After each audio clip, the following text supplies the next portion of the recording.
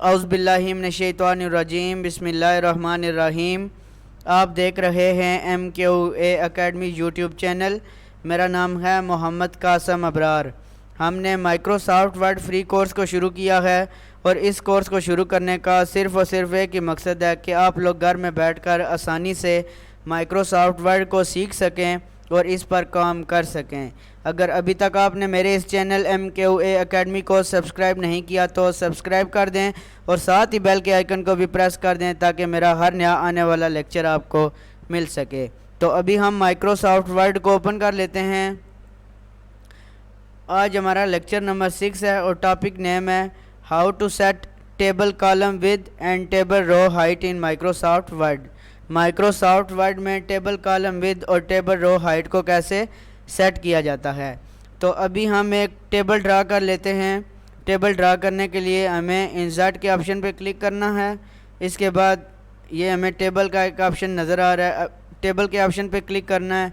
तो हम यहाँ से एक 5x5 का एक टेबल ड्रा कर लेते हैं।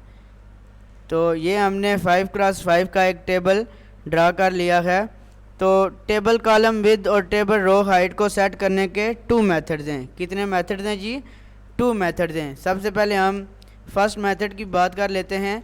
तो फर्स्ट मेथड ये है कि जब आप टेबल ड्रा कर लें तो टेबल ड्रा करने के बाद आपने क्या करना है कि टेबल के बॉटम में राइट साइड पे आपको ये जो एक स्मॉल बॉक्स नज़र आ रहा है, आपने अपने माउस को यहाँ पे लेके जाना है और लेफ़्ट क्लिक करना है।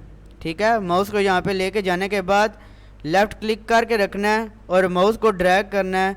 तो यहाँ से आप अपने टेबल कॉलम विद और टेबल रो हाइट को अपनी मर्ज़ी से सेट कर सकते हैं। सही है, एक बार फिर हम इसको कर लेते हैं कि आपने क्या करना है जी। फर्स्ट मेथड क्या है कि अपने माउस को अपने टेबल के बॉटम में राइट साइड पे ये जो स्मॉल बॉक्स है इस पे लेके जाना है और लेफ़्ट क्लिक करके रखना है और माउस को यहाँ से ड्रैग करना है। जहाँ तक आपने इसको सेट करना है वहाँ पर आपने ड्रैग करना है। तो आप अपनी मर्ज़ी से टेबल कॉलम विद और टेबल रो हाइट को सेट कर सकते हैं। ये था जी फर्स्ट मेथड। अब सेकंड मेथड की बात कर लेते हैं। तो उसके लिए हम यहाँ से 5x5 का एक और टेबल ड्रा कर लेते हैं।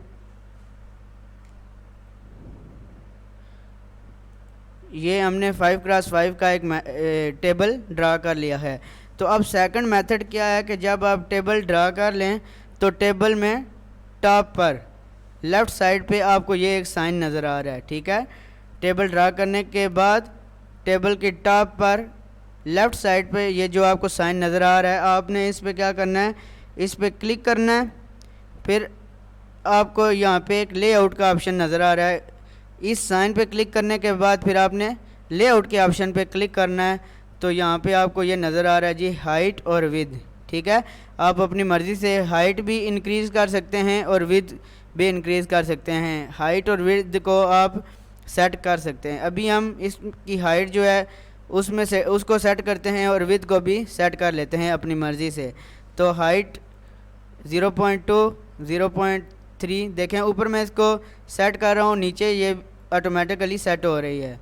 तो अभी हम इसको रख लेते हैं जी, इसकी हाइट 0.4। ठीक है, और विद भी इसकी सेट कर लेते हैं। ये 1.3 थी तो हमने इसको 1.4 रखना है। तो ये देखें 1.4 करूँगा तो ये इसका साइज़ सेट हो जाएगा।